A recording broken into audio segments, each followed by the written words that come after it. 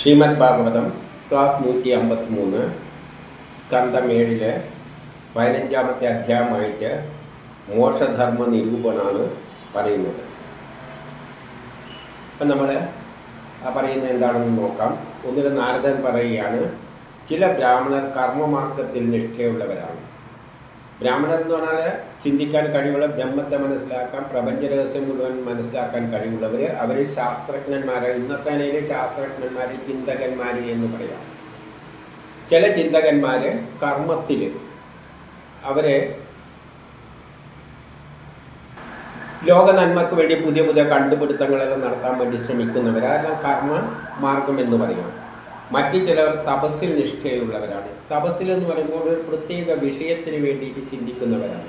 ഉദാഹരണമായിട്ട് കൊറോണ വൈറസിനെ പറ്റി ചിന്തിക്കുന്നവരെല്ലാം ആ ഒരൊറ്റ ലക്ഷ്യത്തിന് വേണ്ടിയിട്ട് അവരുടെ ജീവിതം നീക്കിവെക്കുന്നത്. അപ്പോൾ അത് തപസ് നിഷ്ഠയുള്ളവരാണ്. വേറെ ചിലർ വേദത്തിലോ വേദാർത്ഥ വ്യാഖ്യാനത്തിലോ നിൽക്കുന്നവരാണ്.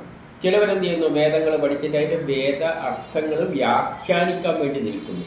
അതിൻ്റെ അർത്ഥം എന്താണെന്ന് വ്യാഖ്യാനിക്കാൻ.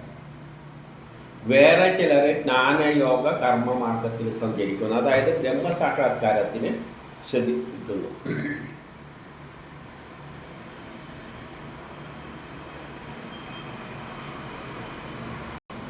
ഇനി രണ്ടിൽ പറയുന്നതെന്ന് വെച്ചാൽ കർമ്മഫലത്തെ കാക്ഷിക്കുന്നവൻ.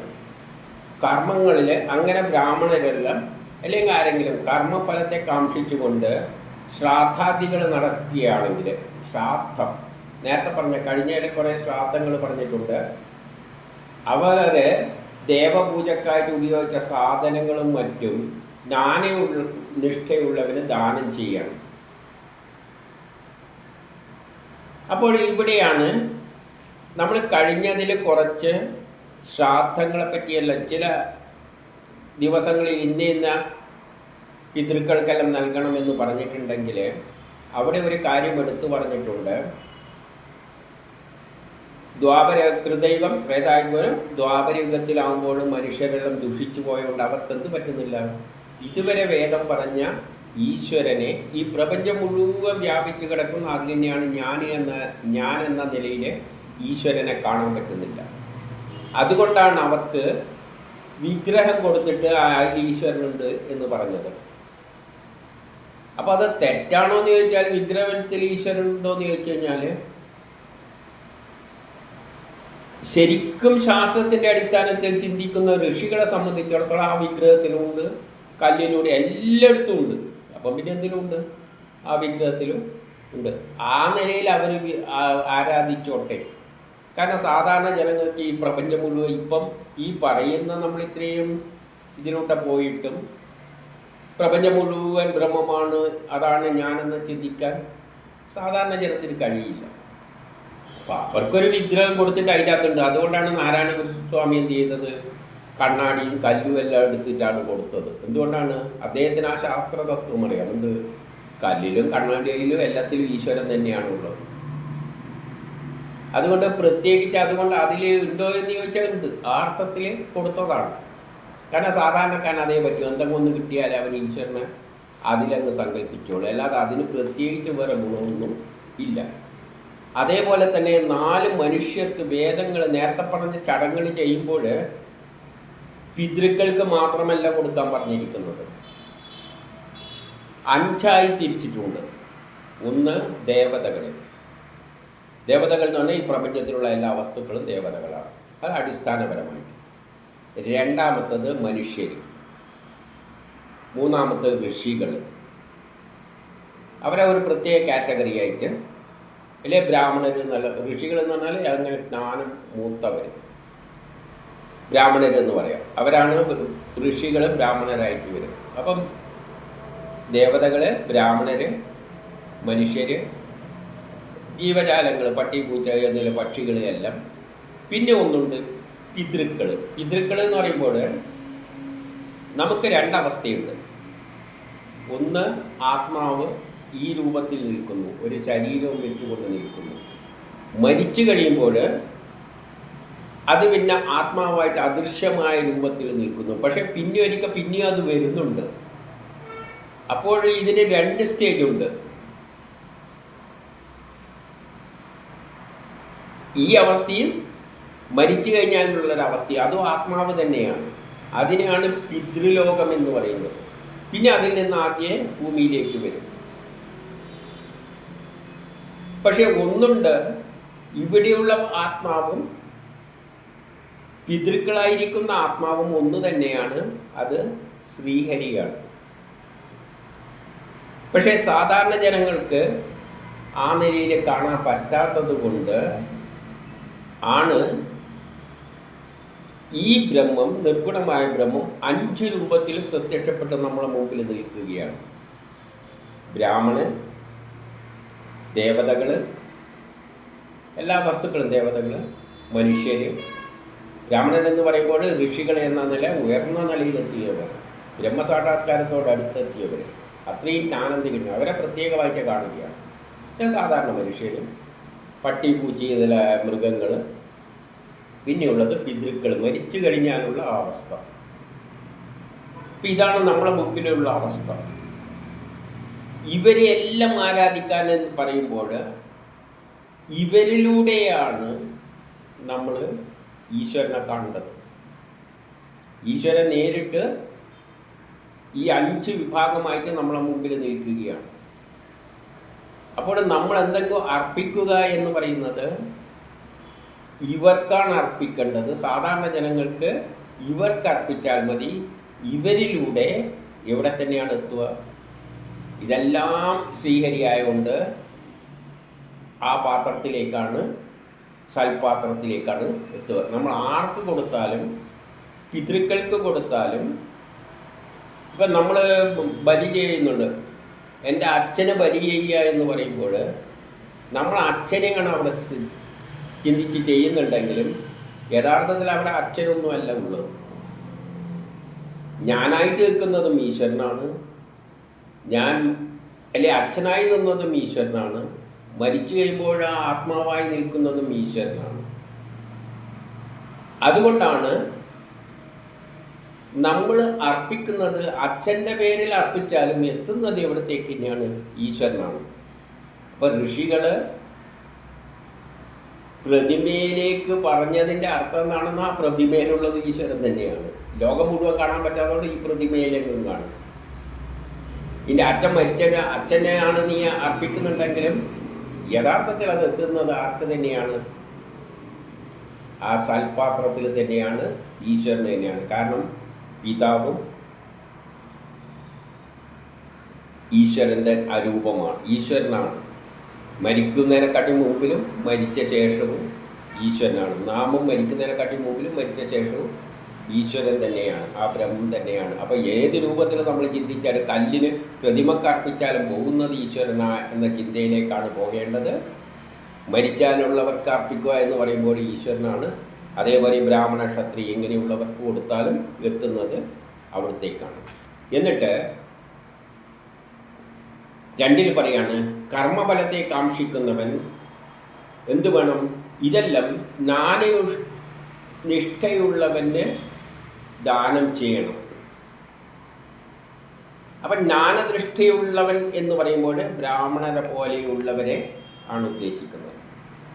അപ്പോൾ ഈ കഴിഞ്ഞ ശ്രാദ്ധത്തിൽ അതിനെപ്പറ്റി പറഞ്ഞില്ല, ഇവിടെ പ്രത്യേകം എടുത്തു പറയുകയാണ്, നമ്മൾ ആർക്കെങ്കിലും അർപ്പിച്ച് കഴിഞ്ഞാലും കുറച്ച് പേരെ വിളിച്ചിട്ട് വിശിഷ്ട വ്യക്തികൾ, അത് ജ്ഞാനം ഉള്ള ആൾക്കാർ, അതായത് ബ്രാഹ്മണരെ പോലെയുള്ള ജ്ഞാനം തികഞ്ഞവരെ വിളിച്ചിട്ട് അവർക്കെന്ത് ചെയ്യണം?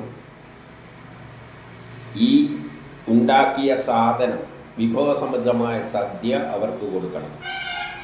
ബ്രാഹ്മണനെ വിളിച്ചു കൊടുക്കണം എന്ന് തന്നെയാണ് പറഞ്ഞിരിക്കുന്നത്. പക്ഷേ ഇന്നത്തെ കാലത്തെ ഇപ്പോഴത്തെ ബ്രാഹ്മണൻ എന്ന് പറഞ്ഞാൽ നമ്മൾ ഉദ്ദേശിക്കുന്നതല്ല. ഇവരെ വിളിച്ചാൽ വരില്ല. കാരണം ഇപ്പോൾ ഒരു ഹരിജൻ കയറിയിട്ട് ശ്രാദ്ധത്തിന് ബ്രാഹ്മണരെ വിളിച്ചിട്ട് ഭക്ഷണം കൊടുത്താൽ വരുമോ? പക്ഷേ ഇവിടെ ഉദ്ദേശിക്കുന്ന ബ്രാഹ്മണനാരാണ്? നല്ല കഴിവുള്ള ഒരു ശാസ്ത്രജ്ഞനാണെന്ന് വെച്ചോളൂ. ഇപ്പം ന്യൂട്ടൺ ഉണ്ട് എന്ന് വെച്ചോളൂ. ന്യൂട്ടനെ നമ്മളെ അച്ഛൻ്റെ ഒരു ശ്രാദ്ധമാണ്, അങ്ങ് വരണം എന്ന് പറഞ്ഞു കഴിഞ്ഞാൽ അങ്ങേരത് ഏത് നിലയിലാണ് കാണുക? ഞാനൊരു ചിന്തകനാണ്, ആ നിലയിലുള്ള അദ്ദേഹത്തിന് ഈ ചിന്താഗതിയൊന്നും ഉണ്ടാവില്ല. ഹരിജൻ ഇങ്ങനെയൊന്നും ഉണ്ടാവും. അച്ഛൻ്റെ അദ്ദേഹത്തിൻ്റെ സന്തോഷമല്ലേ, വന്ന് ഭക്ഷണം കഴിച്ചു പോകും. അത്തരത്തിലേ അത് കാണുള്ളൂ. പക്ഷെ ഇന്ന് നമ്മൾ ബ്രാഹ്മണരിൽ നിന്ന് വന്ന് അവരെ വിളിച്ചു കഴിഞ്ഞാൽ അവർ വിചാരിക്കുക ഇവൻ എന്നെ വിളിക്കുക. അപ്പം അതല്ല ഇതിൻ്റെ അർത്ഥം. ഇതെല്ലാം തെറ്റായ ധാരണകളാണ്. പക്ഷേ നമ്മൾ ഇവരെ വിളിച്ചു കൊടുക്കണം. എന്നിട്ട് അവരെ കിട്ടിയില്ല എങ്കിൽ മുറപ്രകാരമാകാം. അതായത് ബ്രാഹ്മണനെ കിട്ടിയില്ലെങ്കിൽ വേറെ വിശിഷ്ട മനുഷ്യരെയാകാം, അല്ലെങ്കിൽ പക്ഷികളെയും വിളിച്ചിട്ടും കൊടുക്കാം, മൃഗങ്ങളെയും വിളിച്ചു കൊടുക്കാം. മുറപ്രകാരം ബ്രാഹ്മണർ, ഋഷികൾ എന്നെല്ലാം പറഞ്ഞില്ലേ, അല്ലെങ്കിൽ മനുഷ്യർ, വിശിഷ്ട വ്യക്തികൾ, അല്ലെങ്കിൽ പക്ഷിമൃഗാദികൾ.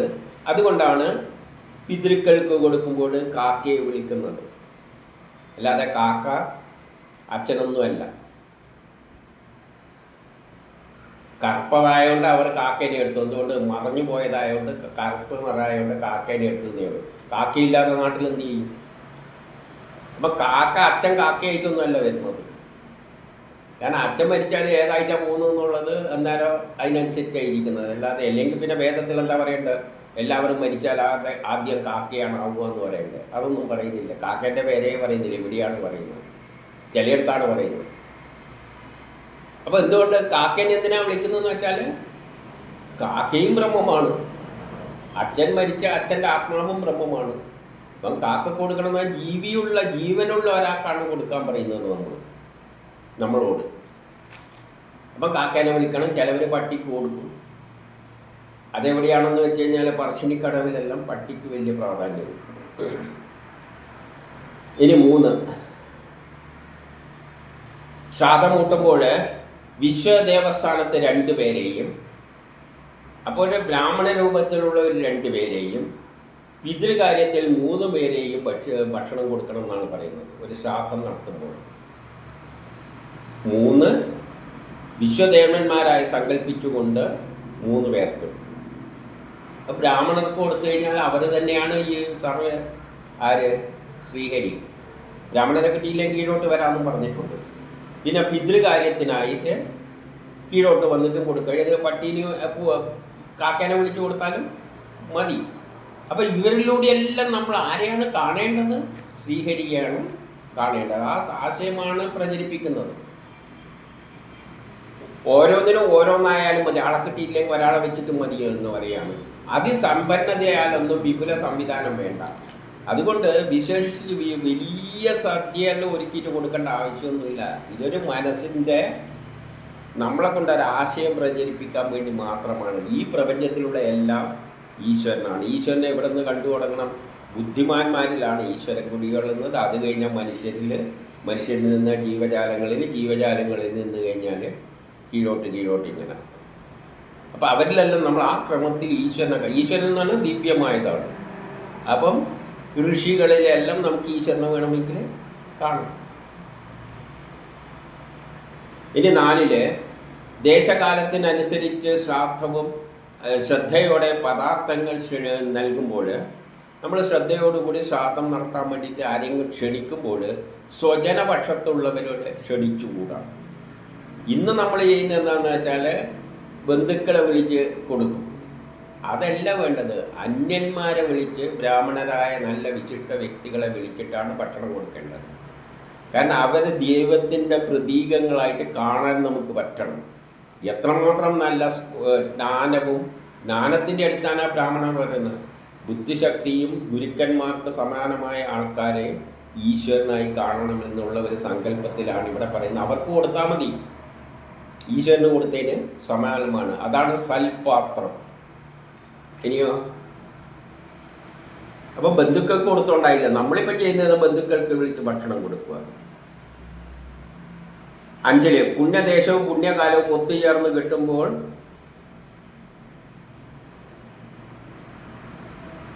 എന്ത് ചെയ്യണം? അത്തരം സമയങ്ങളിൽ, നേരത്തെ പറഞ്ഞ സമയങ്ങളിൽ മുനിമാർ ചെയ്ത വരിനെല്ല് പോലെയുള്ളത് കൊണ്ടായാലും മതി. അതുകൊണ്ട് വിഷ്ണുവിന് നിവേദിച്ച ശേഷം വിധിപ്രകാരം നൽകണം. അപ്പോഴും പണ്ടത്തെ മുനിമാരെല്ലാം വരിനെല്ലാണ് കഴിച്ചിരുന്നത്. അപ്പം മുനിമാരെ ഓർത്തുകൊണ്ട് അവരെ വഴി പിന്തുടർന്നുകൊണ്ട് വരിനെല്ലിൽ ഭക്ഷണം കൊടുത്താലും മതി. അല്ലാതെ വേറെ ഒന്നും വേണമെന്നൊന്നും ഇല്ല. വിഷ്ണുവിനെ നിവേദിച്ചിട്ട് ഇവർക്ക് കൊടുക്കുക. ഇനിയോ അത് സൽപാത്രത്തിൽ നിവേദിച്ചതിന് സമമാണ്. അത് സുഖ അഭിഷ്ടഫലദായകവുമാണ്. അപ്പോൾ വിഷ്ണുവിനെ സമർപ്പിച്ചിട്ട്, വിഷ്ണു എന്ന് പറഞ്ഞാൽ നമുക്ക് പ്രതിമ വെക്കാമെന്ന് പറഞ്ഞിട്ടുണ്ടല്ലോ, പ്രതിമയിൽ വിഷ്ണുവായി സങ്കല്പിച്ചുകൊണ്ട് അതിന് വെച്ചു കൊടുത്തിട്ട് അവിടെ നിവേദിച്ച നിവേദ്യം ആർക്ക് കൊടുക്കണം? പണ്ഡിതന്മാരെ വിളിച്ചിട്ട് അവർക്ക് കൊടുക്കുക. അപ്പോൾ യഥാർത്ഥത്തിൽ ഈശ്വരൻ എവിടെയാണുള്ളത്? പണ്ഡിതന്മാരുടെ ഹൃദയം. നമ്മളെ ഹൃദയത്തിലുണ്ട്. നമ്മളെ ഹൃദയത്തിൽ നമുക്ക് കാണാൻ പറ്റാത്തതുകൊണ്ടാണ് സാധാരണക്കാരനോട് എന്ന് പറയുന്നത്, എന്നാൽ പിന്നെ ദിവ്യമായ മനുഷ്യന്മാരെ വിളിച്ചു കൊടുക്കുക, അല്ലെങ്കിൽ കാക്കേനെ വിളിച്ചു കൊടുക്കുക. അത്രയേ അതിൻ്റെ അർത്ഥം ഉള്ളൂ. ഇനി 6 ദേവന്മാർ, ഋഷികൾ, പിതൃക്കൾ, പ്രാണികൾ, സ്വജനങ്ങൾ ആ ക്രമത്തിൽ പറയുകയാണ്. തനിക്കും അന്നത്തെ തരംതിരിച്ചു കൊടുക്കുമ്പോൾ അതെല്ലാം വിഷ്ണു സ്വരൂപമായി കാണണം. അപ്പോൾ ഇവർക്കെല്ലാം വിളിച്ചു കൊടുക്കണം. ആർക്കെല്ലാം? ദേവതകൾ എന്ന് പറയുന്നതിന് പ്രതീകമായിട്ട് ഋഷികൾക്ക്, പിതൃക്കൾക്ക്, പ്രാണികൾക്ക്, സ്വജനങ്ങൾക്ക്, നമുക്ക് കഴിയുന്നവർക്കെല്ലാം നമ്മളെ കഴിവനുസരിച്ച് ആ സംഗതികൾ കൊടുക്കണം.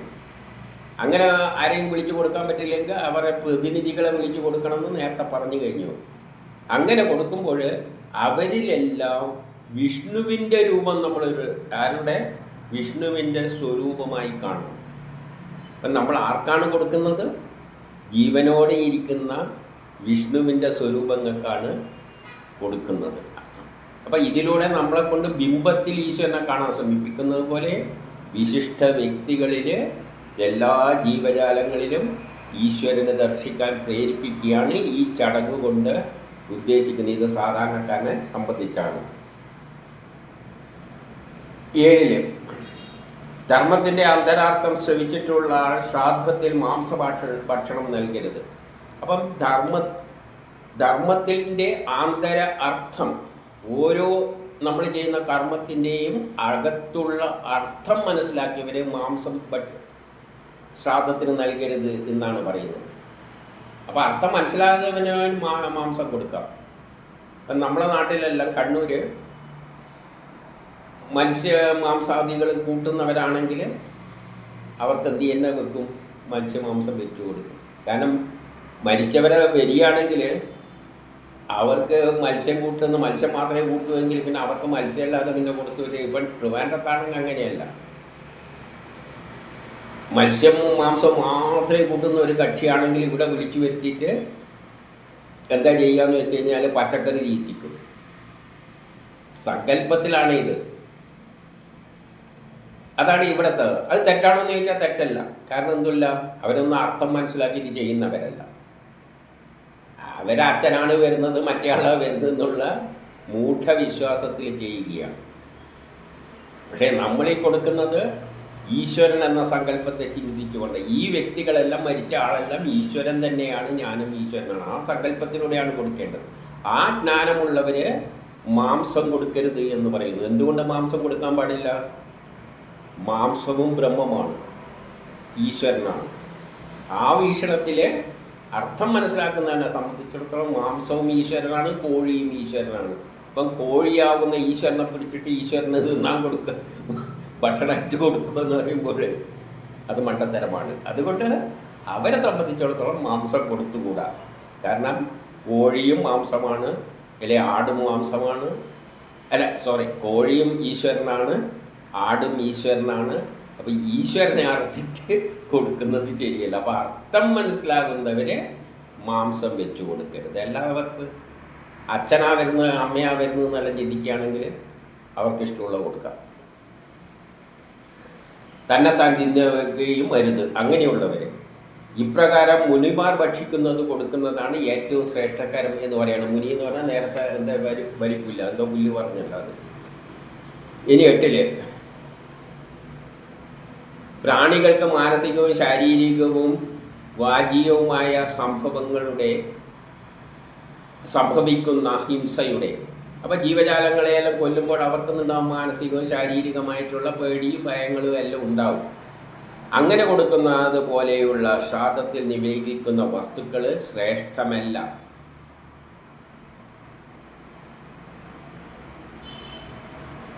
അപ്പം അങ്ങനെയുള്ള കർമ്മങ്ങൾ അർപ്പിക്കുന്നത് ശരിയല്ല. ഇനി 9 യജ്ഞത്തിൻ്റെ ഉൾപ്പൊരുൾ നന്നായി അറിയുന്നവരും നിഷ്കാമന്മാരായ ചില വിവേകികളും കർമ്മബഹുലമായ യജ്ഞത്തെ ആത്മജ്ഞാനത്തിൽ സ്ഫുരണത്താൽ മനസംയമനമാകുന്ന അഗ്നിയിൽ ഹോമിക്കണം. അങ്ങനെ യജ്ഞത്തിൻ്റെ ഉൾപ്പൊരുൾ അറിയുന്നവർ, അതായത് ഈ ചെയ്യുന്നതിൻ്റെ ശ്രാദ്ധകർമ്മങ്ങളെല്ലാം ചെയ്യുന്നതിൻ്റെ അർത്ഥം ശരിക്കും മനസ്സിലാവുന്നവർ, അവർ നിഷ്കാമന്മാരാണെങ്കിൽ, വിവേകികളാണെങ്കിൽ, അവർ ചെയ്യുന്ന കർമ്മങ്ങളിലൂടെ അവരെന്താണ് ഉൾക്കൊള്ളേണ്ടത്? അതിനെ നമ്മളെ ഉള്ളിലുള്ള ആത്മാവിലായിട്ട്, ഉള്ളിലെ ആത്മാവിലെ അഗ്നിയിലാണ് ഹോമിക്കുന്നത്.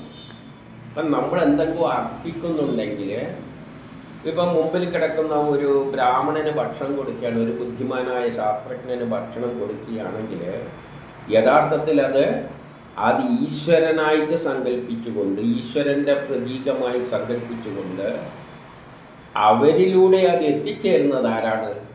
നമ്മളെ ഹൃദയത്തിൽ തന്നെയാണ്.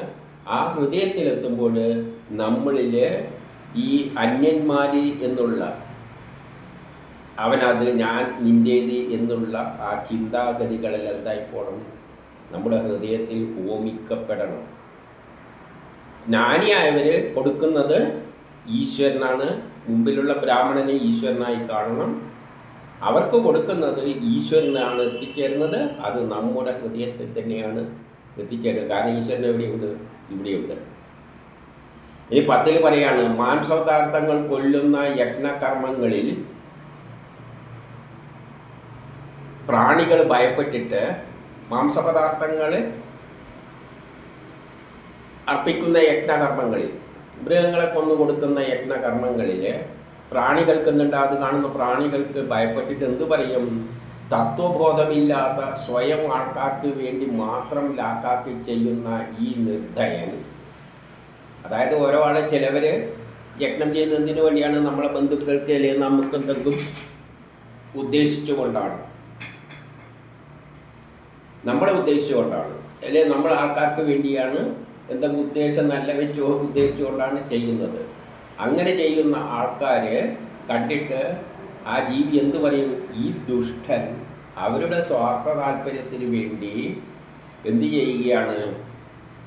തത്വബോധമില്ലാതെ, അവൻ ഒരു ബോധവും ഇല്ലാതെ നമ്മെ കൊല്ലാൻ പോവുകയാണ് എന്ന് ആ ജീവി അവിടെ കിടന്നിട്ട് ചിന്തിക്കും. ആകയാൽ 11 ധർമ്മതത്വജ്ഞാനമുള്ളവൻ അധ്വാനിക്കാതെ, അതുകൊണ്ട് അവൻ എന്ത് ചെയ്യേണ്ട? ഒരു യജ്ഞം നടത്താൻ വേണ്ടിയിട്ട് വലിയ അധ്വാനമൊന്നും ചെയ്യേണ്ട ആവശ്യമില്ല. നാളെ ശ്രാദ്ധം കഴിക്കേണ്ടതാണ്, അതിന് വേണ്ടിയിട്ട് കുറേ അധ്വാനിച്ച് എന്തെല്ലോ വാരിക്കൂട്ടി കൊള്ളേണ്ട കാര്യമൊന്നുമില്ല. ഇതിൽ കൊടുക്കുന്നതിലെല്ലാം പ്രാധാന്യം നമ്മൾ ചിന്തിക്കുക, എല്ലാം ഈശ്വരനാണ് എന്ന നിലയിൽ, അതിന് നാശമില്ല എന്നുള്ള നിലയിൽ ചിന്തിക്കുക. ഇതാണ് വേണ്ടത്. ദൈവാധീനം കൊണ്ട് ലഭിച്ച മുനിമാർക്ക് പണ്ട് ലഭിച്ച മാതിരിയുള്ള സാധനങ്ങൾ, അതായത് മുനിമാർക്ക് എന്താണ് കിട്ടുന്നത്? അവരധ്വാനിച്ചിട്ടൊന്നുമല്ല, നേരെ വരി നെല്ല് നല്ല നേരത്തെ പറഞ്ഞില്ലേ, അതുപോലെ അധ്വാനിക്കാതെ എന്തെങ്കിലും സാധനം കൊണ്ട് എല്ലാ ദിവസവും സന്തോഷപൂർവ്വം നിത്യകർമ്മങ്ങൾ ചെയ്താൽ മതി എന്ന് പറയുകയാണ്. ഓരോ ദിവസവും അവരവർക്ക് കിട്ടുന്ന ചെറിയ സ്വാഭാവികമായി ലഭിക്കുന്നത് കൊണ്ട് മാത്രം ചെയ്താൽ മതി ഇത്. അല്ലാതെ വലിയ അധ്വാനമൊന്നും ചെയ്യേണ്ട ആവശ്യമൊന്നും ഇല്ല. എന്നിട്ട് 12, 13, 14 പറയുകയാണ്, വിധർമ്മം, പരധർമ്മം, ആഭാസധർമ്മം, പരമാധർമ്മം, ചലധർമ്മം എന്നിങ്ങനെ 5 തരം അധർമ്മങ്ങളുണ്ട്. അതെല്ലാം ഉപേക്ഷിക്കണം. ധർമ്മമല്ല, അതിൻ്റെ മോശം ധർമ്മങ്ങളെ പറ്റി പറയുകയാണ്. എന്താണ് സ്വധർമ്മത്തെ?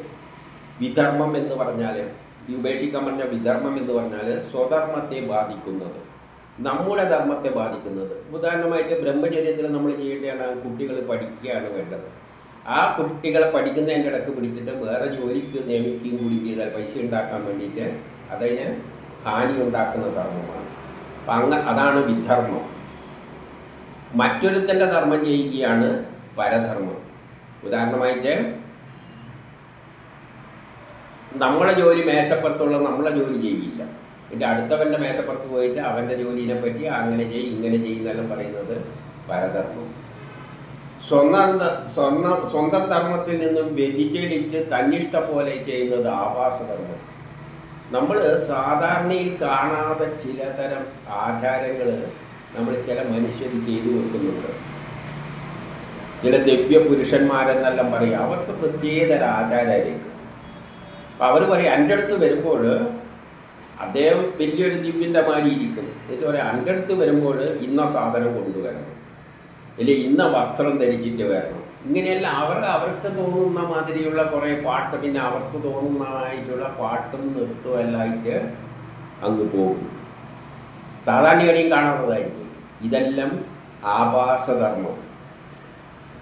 പിന്നെ ശാസ്ത്രത്തിന് വിരുദ്ധമായത് ഡംബധർമ്മം. ഇങ്ങനെ കുറച്ച് അധർമ്മങ്ങളുണ്ട്, അതെല്ലാം ഉപേക്ഷിക്കണം. എന്നാൽ പ്രകൃതി ഗുണത്താൽ ഉണ്ടാകുന്ന വർണ്ണാശ്രമധർമ്മം നല്ലൊരു ധർമ്മമാണ്. വർണ്ണാശ്രമധർമ്മം എന്താണ്? കുട്ടിക്കാലത്ത് പഠിക്കണം. അതെല്ലാ നാട്ടിലും കുട്ടിക്കാലത്ത് പഠിക്കണം. അവരെ പിടിച്ചിട്ട് അന്നേരം തൊഴിലിൽ കൊള്ളുന്നു പിടിച്ചു വരുന്നത്. അതാണ് ശരിയായ ധർമ്മം. ഇനി 15 പറയാണ്, നിർധനൻ സ്വധർമ്മം അനുഷ്ഠിക്കുന്നത് ധനത്തെ പ്രതീക്ഷിച്ചാകരുത്. നമ്മൾ എന്ത് ധർമ്മം, നമുക്ക് വിധിച്ച ഓരോ ധർമ്മങ്ങളുണ്ട്. ആ ധർമ്മം ചെയ്യുമ്പോൾ ജോലിയിൽ നിന്ന് തന്നെ എടുക്കാം. നമുക്ക് ഓരോക്കും ചോദിച്ച ജോലികളും മറ്റുമുണ്ട്. അതൊന്നും ഒരിക്കലും എന്ത് ചെയ്യാൻ പാടില്ല, പണം ഉണ്ടാക്കാൻ വേണ്ടി ആകരുത്. പെരുമ്പാമ്പിൻ്റെ മട്ടിൽ ഒന്നും അനുഷ്ഠിക്കാതെ ഇരിക്കുന്നത് പ്രവർത്തന രാഹിത്യം തന്നെയാണ്. കഴിഞ്ഞതിൽ നമ്മൾ കണ്ടിരുന്നത് പെരുമ്പാമ്പിനെ പോലെ അയാൾ കിട്ടുന്നത് വാങ്ങിത്തുന്നത്. പക്ഷെ അത് ശരിയായ മാർഗമല്ല. നമ്മുടെ കർമ്മം ചെയ്ത് തീർക്കുക തന്നെ വേണം, എന്നിട്ട് കിട്ടുന്നത് ഭുജിക്കണം. അല്ലാതെ നമ്മളെ കർമ്മമൊന്നും ചെയ്യാതെ പെരുമ്പാമ്പിനെ പോലെ ഒരു മലേൻ്റെ അകത്ത് ഇരുന്നിട്ട് അവിടെ എന്തോ കയറി വരുമ്പോൾ പിടിച്ച് നിന്ന പരിപാടി ശരിയല്ല. അത് ശരിയല്ല എന്ന് പറയുകയാണ്. ഇനി 16 യാദൃച്ഛികമായി ലാഭം ലഭിക്കുന്നവനും നിഷ്ക്രിയനും തൻ്റെ ആത്മാവിൽ രമിക്കുന്നവനുമായവന് ലഭിക്കുന്ന സുഖം. അപ്പം യാദൃച്ഛികമായി ലഭിക്കുക, ഇതാരെ സംബന്ധിച്ചാണെന്ന് പറഞ്ഞാൽ ഇത് സന്യാസിയെ സംബന്ധിച്ചാണ്. കാരണം അവൻ നിഷ്ക്രിയനായിരിക്കും. നേരത്തെ നിഷ്ക്രിയൻ്റെ കാര്യം കുറ്റമാണെന്ന് പറഞ്ഞു കഴിഞ്ഞു. പക്ഷേ ഭൗതിക ലോകത്തിലെ കർമ്മങ്ങളെല്ലാം തീർന്നിട്ട് സന്യാസത്തിലേക്ക് തിരിഞ്ഞവന് അവൻ നിഷ്ക്രിയനാണ്, ഒരു കർമ്മവും ചെയ്യില്ല. അവന് വല്ലവരും ആരെങ്കിലും കൊണ്ടു കൊടുക്കുന്നത് മാത്രം ഭക്ഷിക്കും. പിന്നെയോ തൻ്റെ ആത്മാവിൽ തന്നെ, അവൻ എപ്പോഴും ആത്മാവിൽ ലയിച്ചു കൊണ്ടാണ് ഇരിക്കുക. അങ്ങനെ ഇരിക്കുന്നവന് കിട്ടുന്ന സുഖം കാമം, ലോകം, ധനം, ലാഭം എല്ലാം എടുത്തിട്ട് കിട്ടാൻ വേണ്ടിയിട്ട്, പണം കിട്ടാൻ വേണ്ടിയിട്ട്, കാമം കിട്ടാൻ വേണ്ടിയിട്ട് എല്ലാം ദിവസം മുഴുവൻ ഓടി നടന്ന് പ്രവർത്തിക്കുന്നവന് ആ സുഖം ഒരിക്കലും കിട്ടാൻ പോകുന്നില്ല. അതായത് എല്ലാം വിട്ട് ആ ഈശ്വരനെ തന്നെ മനസ്സർപ്പിച്ച് കഴിക്കുന്നവന് ലഭിക്കുന്ന സുഖം സുഖഭോഗ വസ്തുക്കളുടെ പിന്നാലെ ദൈനംദിന ദിവസവും ഓടി നടക്കുന്നവന് ഒരിക്കലും കിട്ടാൻ പോകുന്നില്ല. 17 കാലിലെ ചെരിപ്പ്, കല്ല്, മുള്ള് എന്നിവയെ ഇതിൽ നിന്നും സുരക്ഷിതം നൽകുന്നവർ പോലെ ചെരുപ്പെന്ത് ചെയ്യും? കല്ലെന്നും മുള്ളൊന്നുമല്ല, രക്ഷ നൽകും എന്നതുപോലെ എപ്പോഴും സന്തോഷത്തോടു കൂടിയിരിക്കുന്ന, അങ്ങനെ ആ ഈശ്വരനെ തന്നെ ലയിച്ച് സന്തോഷമായി ഇരിക്കുന്നവന് കിട്ടുന്ന എന്തു ചെയ്യും? അവന് ഏത് ദിക്കിൽ ചെന്നാലും സുഖം ലഭിക്കും. ചെരിപ്പ് കല്ലെന്നും മുള്ളെന്നും രക്ഷിക്കുന്നത് പോലെ എപ്പോഴും ആ ബ്രഹ്മത്തെ ചിന്തിച്ചുകൊണ്ടുള്ള ആ ഒരു ശാന്തമായ മനസ്സ്, സന്തോഷത്തോടെ ഇരിക്കുന്ന മനുഷ്യന് ഏത് ദേശത്ത് ചെന്ന് കഴിഞ്ഞാലും അവന് സന്തോഷം ലഭിക്കും, പരമസുഖം ലഭിക്കും.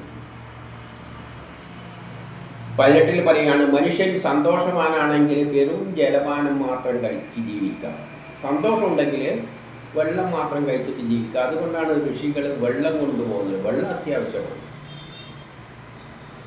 ഏത് ഋഷികൾക്ക് കമണ്ടൽ വേണമെന്ന് പറയുന്നത് വെള്ളം കൊണ്ടുപോകാനാണ്. വെള്ളം മാത്രം കഴിച്ചിട്ട് ജീവിക്കാം. ജനനേന്ദ്രിയം രസനേന്ദ്രിയത്തെയും സംതൃപ്തമാക്കാൻ ശ്രമിക്കുന്നവർക്ക് ജനനേന്ദ്രിയത്തെയും വായിൽ തിന്നണ്ട രസനേന്ദ്രിയത്തെയും എപ്പോഴും തൃപ്തനാക്കാൻ ശ്രമിക്കുന്നവൻ പാരിവശ്യത്തിൽ അകപ്പെടും. ഏതുപോലെ എന്നാൽ വീട്ടിൽ കെട്ടിയിരിക്കുന്ന പട്ടീൻ്റെ കടക്കെ അതിൻ്റെ ചേഷ്ടകളെ പോലെ.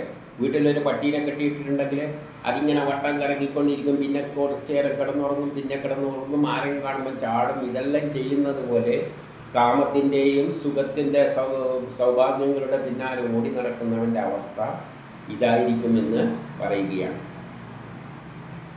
എൻ്റെ 19 പറയാണ്, സന്തോഷവാനല്ലാത്ത ബ്രാഹ്മണന് ഇന്ദ്രിയ സംതൃപ്തിക്കായുള്ള ചാബല്യം എന്തു പറ്റും?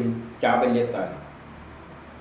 സന്തോഷവാനല്ലാതെ കിട്ടിയതിൽ സന്തോഷം, ഉള്ളതിൽ സന്തോഷം പറ്റി ജീവിക്കുന്ന ഒരു ബ്രാഹ്മണനല്ല എങ്കിൽ അവൻ്റെ തപസ്സും തേജസ്സും വിദ്യയും കീർത്തി എല്ലാം നശിക്കും.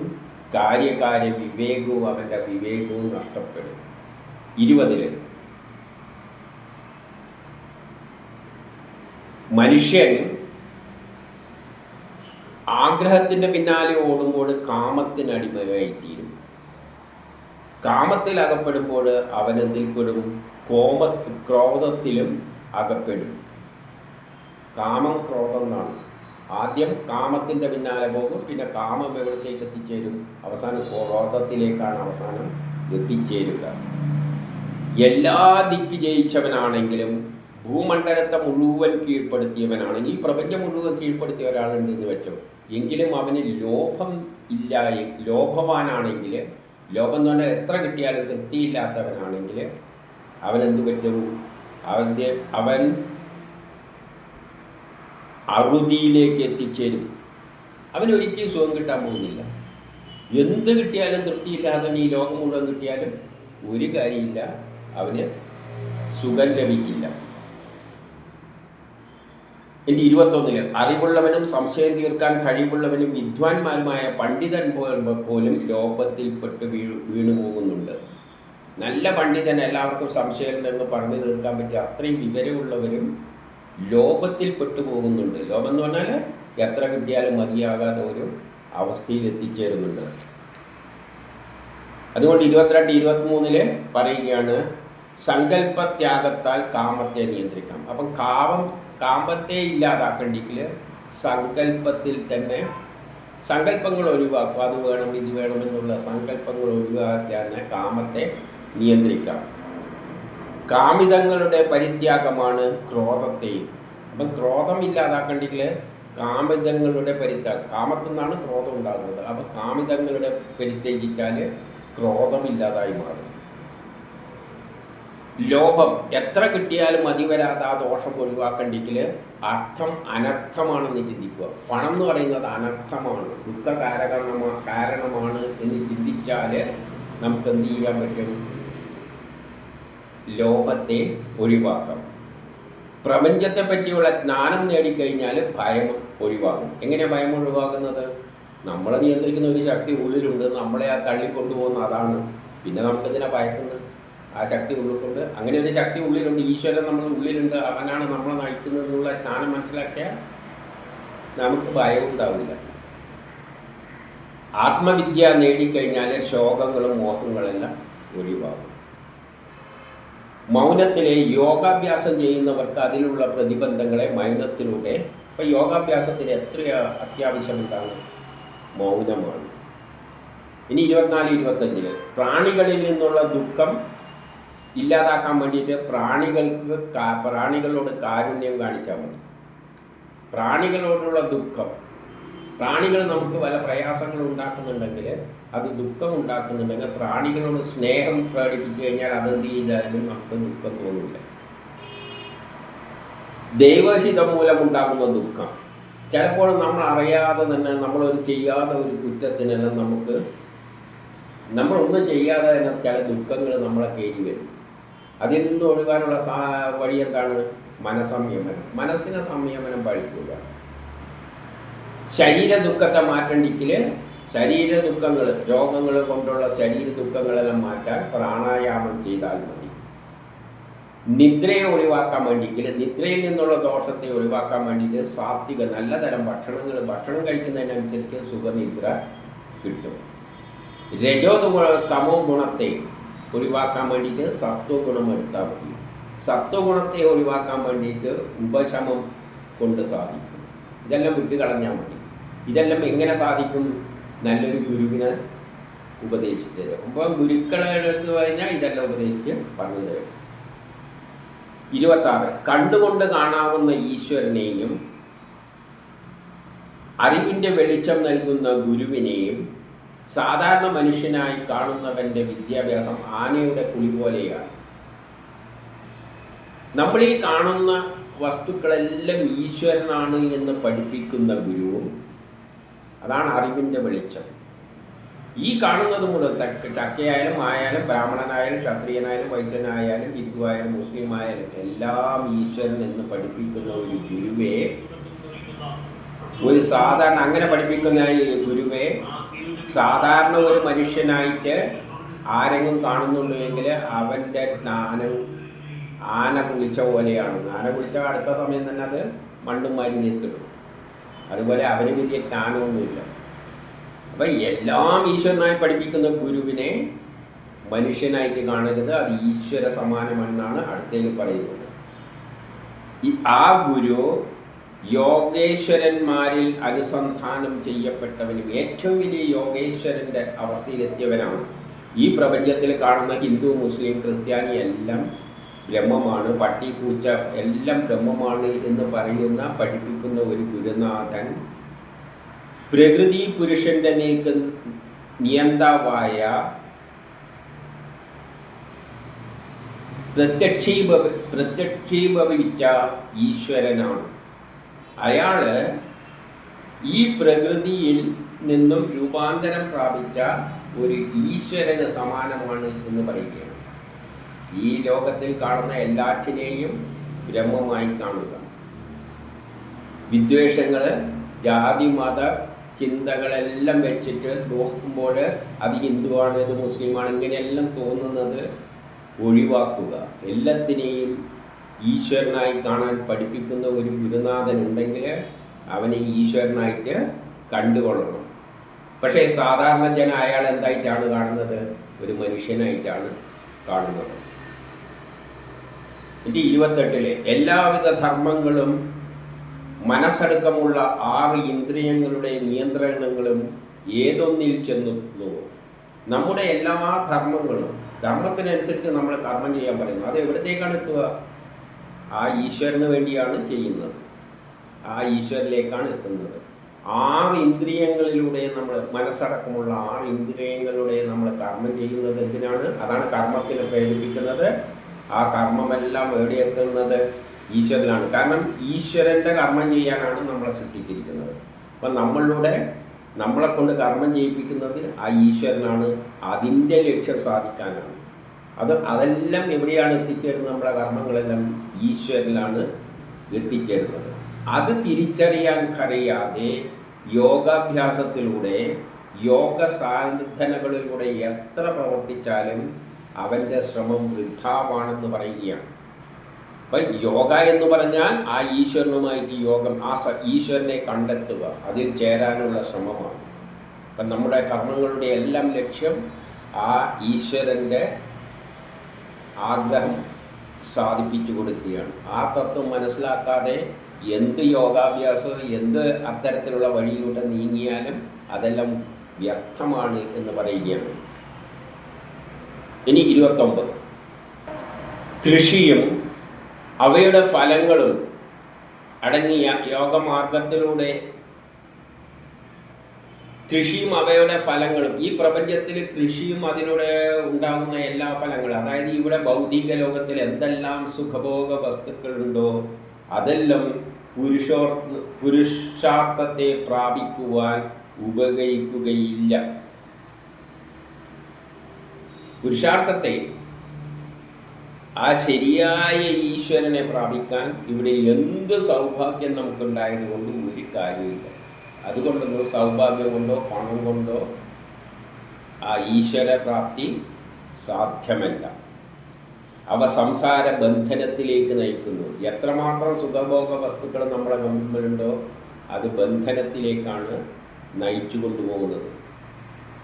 ആ പണം പിന്നെ ആർക്ക് കൊടുക്കണം, മറ്റവന് കൊടുക്കണം, ചിലവർ പറയുക ഇരിക്കുക, അതിലൂടെ ബന്ധങ്ങൾ ഉണ്ടാകും. ആ പണം നിലനിർത്താൻ വേണ്ടിയിട്ട് ബന്ധങ്ങൾ ഉണ്ടാകും. ചിലപ്പോൾ ആ പണം നിലനിർത്താൻ വേണ്ടിയിട്ട് നമുക്ക് സുരക്ഷിത സെക്യൂരിറ്റി എല്ലാം വെക്കേണ്ടി വരും. പിന്നെ അവരുമായിട്ടുള്ള ബന്ധം ഇങ്ങനെയെല്ലാം വരും. അവർ സംസാര ബന്ധത്തിലേക്ക് നയിക്കുന്നു. അതുപോലെ ബഹിർമുഖങ്ങളായ കർമ്മങ്ങളിൽ ഏർപ്പെടുന്ന പുറത്തുള്ള കർമ്മങ്ങളിൽ നമ്മൾ ആത്മീയമായിട്ടുള്ള ബ്രഹ്മസാക്ഷാത്കാരത്തിന് പോകുമ്പോൾ നമ്മുടെ ഉള്ളിൽ തന്നെയാണ് ചിന്തിച്ചുകൊണ്ട്, അല്ലാതെ പുറത്തുള്ള കർമ്മങ്ങളിൽ അങ്ങനെ എടുത്ത് നടക്കുന്നവർ അവർക്കെന്ത് കിട്ടില്ല? ഈ പരമാർത്ഥ സുഖം ലഭിക്കാൻ, പ്രാപ്തി ലഭിക്കുവാൻ പ്രാപ്തമാകുകയില്ല. അപ്പം ബ്രഹ്മസാക്ഷാത്കാരത്തിന് നേടേണ്ടെങ്കിൽ നമ്മുടെ ഉള്ളിൽ തന്നെ നമ്മൾ സ്വയം അതിനായി ശ്രമിച്ചുകൊണ്ട് മുന്നോട്ടേക്ക് പോകണം. ഇനി 30. ഈ അധ്യായം കുറച്ച് വലുതായതുകൊണ്ട് ഇതിൻ്റെ രണ്ടാം ഭാഗം, ഇത് 2 ഭാഗമായിട്ട് ഇടുകയാണ്. ഇല്ലെങ്കിൽ അത് വളരെ അങ്ങ് കൂടിപ്പോവും. എത്ര വേഗത്തിൽ പറഞ്ഞിട്ടും നമ്മളുടെ കൺട്രോളിൽ നിൽക്കുന്നില്ല. വിഷയം വളരെ വലിയൊരു അധ്യായമാണ്. അതുകൊണ്ട് ഇതിവിടെ നിർത്തിയിട്ട് ബാക്കിയുള്ളത്, കാരണം ഇതുവരെ പറഞ്ഞതിന് ഒരു പ്രത്യേകതയുണ്ട്.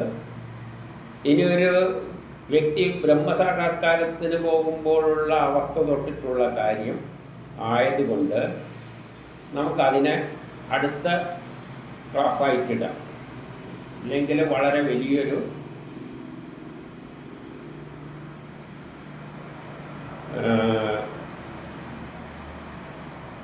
വീഡിയോ ആയിട്ട് പോകും. ഇതുവരെ ഇട്ടതിനെക്കാട്ടിയും വളരെ വലുതായി പോകും. അതുകൊണ്ട് നമ്മൾ 2 ആയിട്ട് ഇതിനെ കാണാം.